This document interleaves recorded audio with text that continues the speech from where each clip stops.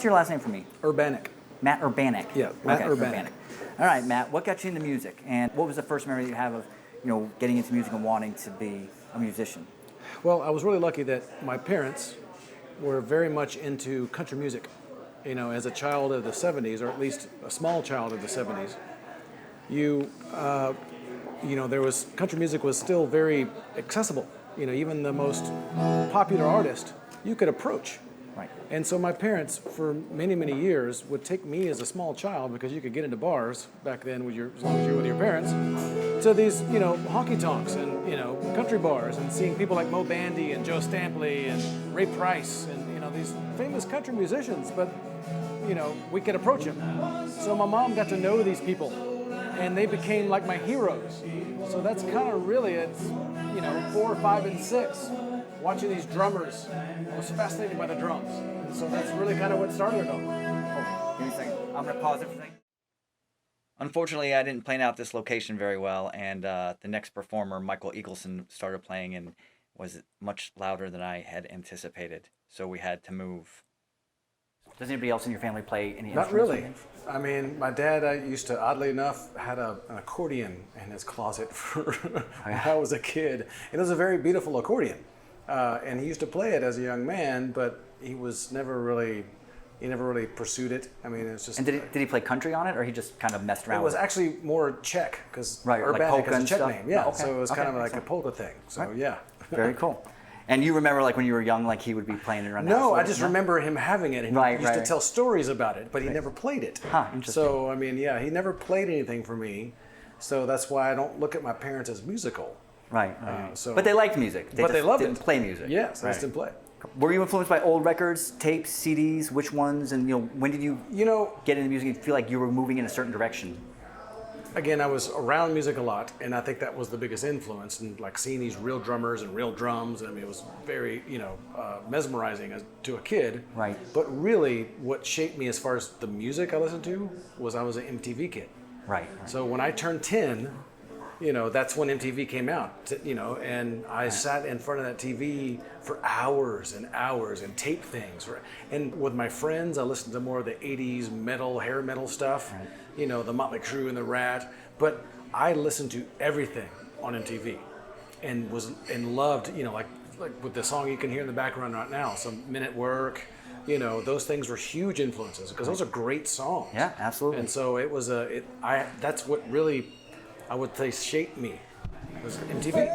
To see you're the maker, and always be one the greater.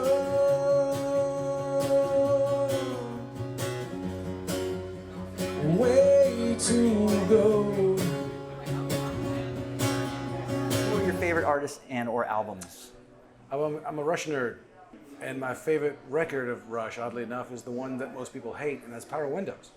And it's because, when I came into Rush, that was when, they got to, it was Exit Stage Left is what I ever heard first. Right, so that's what got me there. But then that was already close to the time that record came out. So to me, that was a new record. I was excited. But to me, still to this day, and what we're talking about even here with songwriting, to me, that's their best record, where they came together as a full record. To me, that's the best one from start to finish. That time, they were spending so much time together that they were like just a machine. Right. I mean, they finished each other's thoughts, kind of stuff, to where, as they're later on in their career and they spent more time apart and just kind of forced music together, you can tell that. Right. In a songwriting sense, you can go, okay. They're still Rush, and I love it, but not like stuff like that, and where they really came together, and those songs are masterpieces. So what instruments do you play, and when did you start playing? I first started with drums, and I started even before the age of 10, but my first actual drum set was at 10 years old. But I had played coffee cans and all kinds of stuff, to where, and because I was around these drummers, they gave me drumsticks, and I kind of watched them a lot.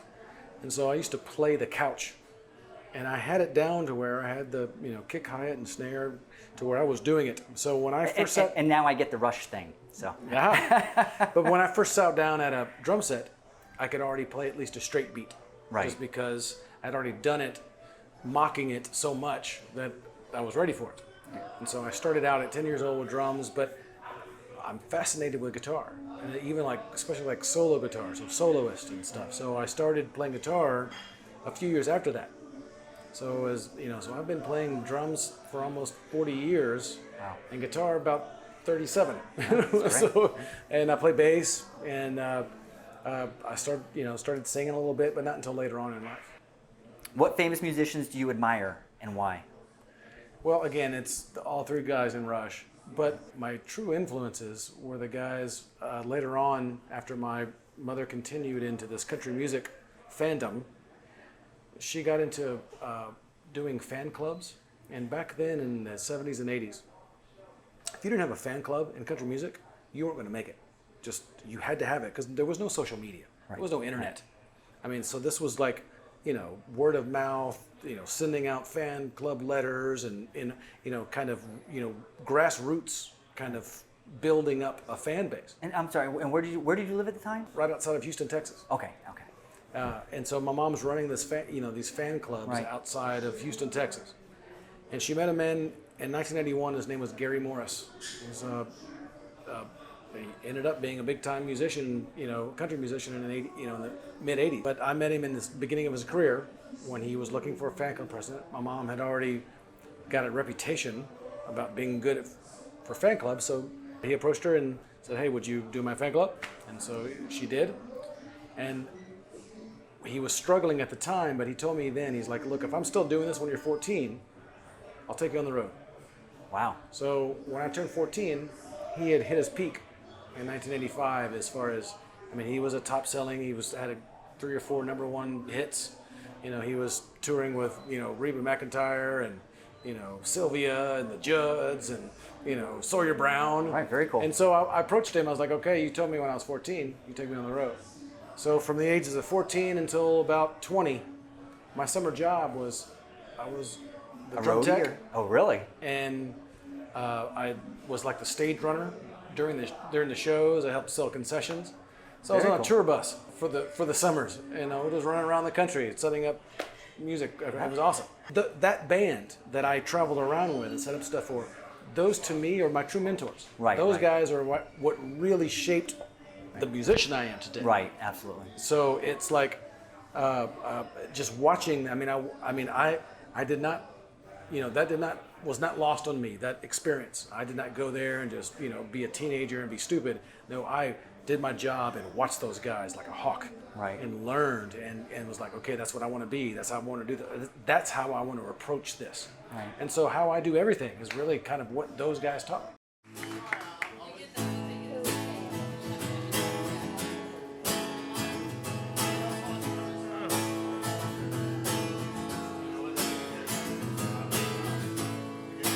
Being there today, trying to control my fate.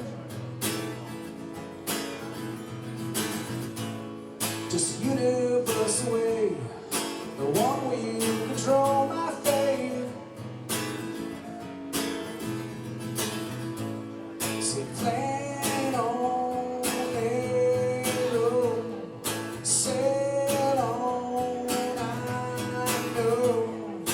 Being there today, trying to control my fate. Hey, oh, I'm not letting go, 'cause I see the world and I feel alive. Oh, alive. Alive.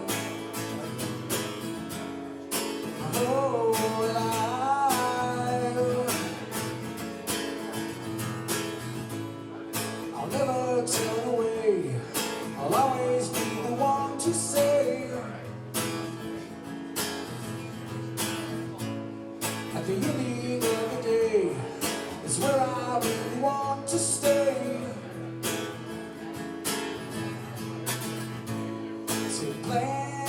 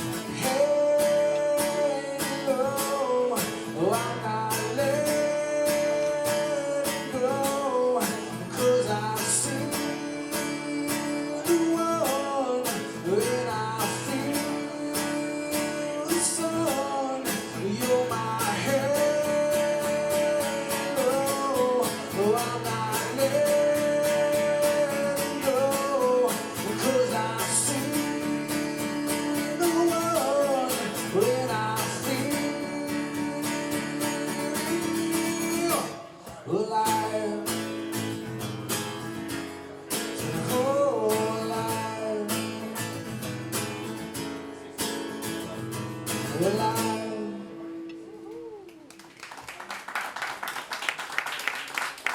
Oh, thanks so much. So when did you start writing your own material? Well, I started writing music. When I was 11, I met a guy in junior high school who was a guitar player, and he was, is at least equivalent to me as far as being pretty good as a drummer at that age. And he was already writing songs himself. And it didn't take long to where I started writing the music for our songs, and he would write the melody and lyrics. So I'd say around 13, 14, I started doing a lot of that. Right. And I did that for many, many, many years. I'd write a song just in the length of it that had a verse and a chorus, maybe a bridge. I would mix them up. So you were sometime. writing and arranging it. Yeah, I was arranging it, and I would give it to him, and he would write a melody and lyrics to it. Excellent. Very good. And so I did that starting at 13. Yeah, very cool, man. Where do you draw inspiration from when you write songs? For the longest time, I didn't actually start writing lyrics and melodies to full songs like this until about 2007. Oh, okay. I would sit down and I would write, still like I used to, I would write all of the music first. It's done. It's the length it's going to be. And then I'll go back and listen to it, and a melody will come out about a verse and a chorus, or if there's a bridge part 2 or whatever it is, things will start coming to me, and that'll be at least the melody. And a lot of the melodies will dictate what words they are, because they kind of have to fit in that, because that's what makes it flow, at least to me in my ear. Yeah. And so a lot of times, or especially in the early days, my songs weren't necessarily even aimed at anything. I just made a nice, like almost a poem fit into stuff. Right. Right. What I always found interesting is that even if a song never really had a meaning from me, I'd play it for somebody and they go, "Man, I love those lyrics. It just has, a lot of meaning." Right. It means something to somebody else. Well, that's like beauty's in the eye of the beholder. That's kind of where I right. started. That's the direction I went. How do you begin the songwriting process usually? A lot of times it starts as an experiment. A lot of times, to me, a song, I'll go downstairs to my basement, which is my little studio, and I'll just start something and just push through. And so many times where something I didn't think was really anything just became one of my better songs, because I just was doing like a exercise to work my brain, right? my music writing skills. And it ended up being a song, not because I sat down and said, "Oh, I have an idea, I'm going to write this down." No, I went down there and went, "I need an idea," and I just played around and came up with something. And do you usually start off writing music, or It's always music first. Always music first. Okay. Over maybe the last few years, I've stumbled over a few times standing with an acoustic guitar playing something, and then I started humming something to it, and that became the melody. I put that down on my little phone recorder, and then went back and did all the music to it, and then used that as the basis to finish it off. Right. Okay. What cover song did you most recently learn to play, and why did you choose that song? This Must Be the Place by Talking Heads. It's one of my favorite Talking Head songs. Okay. It's an obscure, it was a single. It was off that record that kind of started their down. It wasn't as popular. One of my favorite songs of all time. What is your go-to chord when you first grab the guitar? Like when you're just sitting down and you're not really thinking about it, what's the first G. chord? Yep, me too. That's the man. favorite ones. Or D. Sometimes it's D. Sometimes But D, normally, no, G. it is- with me too, it's normally With G. the little suspended things. I always do that. That's my thing. How often are you playing out live? Just doing like some singer-songwriter night stuff? I or do, so a couple nights a week, at least, a singer-songwriter thing. Excellent. Now that we're getting into more springtime, I'll pick up drum gigs as far as especially playing with, cover bands. Right. So there's a few cover bands in town, a few local artists that, familiar with, like Ben Wade. I play with him. Oh, see, I didn't realize you were actually still actively playing the drums. That's very cool. That's what I probably do more. Wow, excellent. Especially okay. when it gets Well, to I've only ever spring seen and you summer. playing guitar and singing. at Yeah. singer-songwriter You've never nights. seen me do the drums. Right, Yeah. right. Yeah, I'll have to definitely come and check you out Absolutely. sometime. Do you get nervous before a performance, and do you have a pre-gig warm-up ritual? It could be with this or playing the drums. Sometimes I get nervous, yes, and it's mainly because of who's out there. If there's more people in the audience you get more nervous, right? That's the thing. If there's a lot of people I don't know, I don't care. That's right. Again, That's how I am too. I've done this, and that's why I do this. I think that's why we do this as much as we can, Right. because it's like a muscle that you need to continue to Exercise. to flex. That's right. The being in front of people, because it's Yeah. like, whoa, it changes everything when you're faced with people. But then when you bring people that you care about Right, and you care what their opinion of you is. That's like tonight, there was a couple of friends there. That made me a little nervous in the beginning, but it actually fed me and it worked. That's right. Right. Once you see that they're enjoying it and having fun, you get a little more into it. Oh, yeah. I agree. How do you handle mistakes during a live performance? Are you able to just kind of I had keep a couple going? of night, I just went going. I kept going. Okay. Yep. Don't even think about it, right? Well, luckily I've been doing it long enough, but in the beginning, it can debilitate you. It can freeze you. But I've learned that you can't do that, and no one really notices, especially if you don't appear to have a problem with what you did. Right. I didn't even open my eyes. I just went, there it is. Right. That's what I always say is right. Yeah. Just pretend like everything was Plow fine through. and nobody will know. Exactly. Plow through. Very nice. So I was going to say, what do you practice? How often do you practice? But I mean, it sounds like you don't really practice. You just go down and you write. So you're obviously playing. Well, for stuff like this, I when I have a singer-songwriter thing, that especially depending on how long it is, I'll try to go down, after work and take, at least play 3 or 4 or 5 songs. I've never looked at myself as a very good singer. I look at myself as truly a songwriter, like a Tom Petty, like a guy who's not really a great singer, right, but can put a song together and can sing that song. Well, he was a great singer. He just didn't necessarily have a great voice. Well, there you go. Well, that's the better way to describe it. Right. I don't think I have a great voice. Right. I know people who are like vocalists. I mean, you have a beautiful voice. Thanks. I don't look at myself like that. Right. I look at myself as a guy who can sing those songs, and I have my thing, and it works. And I don't think that would deter me from getting anywhere from like that. Right, but right. I don't look at myself as like I look at you as a vocalist. I don't call myself that. I'm a singer. Right. Okay. All right. So this is the last question. Do you have a motto or advice you live by, or a favorite quote, or is there anything you just want everyone to know about you? I've always looked at this: be a good person. Right. Well, that's a motto. That's a motto. Well, love as hard as you can. That's a good one. And if there's anything that most people will ever say about me is probably that I'm pretty intense. If nothing else, good or bad, I'm a pretty intense person. But you always look pretty intense. I remember the first couple times I saw you, I was like, man, this guy looks like he's mad all the time. No, I'm a really happy person, but I'm just. No, I know. Like I said, it was before but I I actually love met real you. hard, and that's the thing. Right. And I don't apologize for that because I don't think we don't have we have a limited time on this place. Yep. And you better take advantage of it because it could end any time. Absolutely. Well, Matt, man, I appreciate you coming out and talking with me. That's awesome, man. I appreciate you, dude.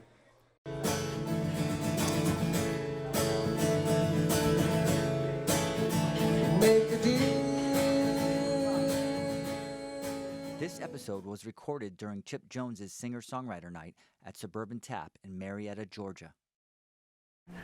That was cool, dude. I like it.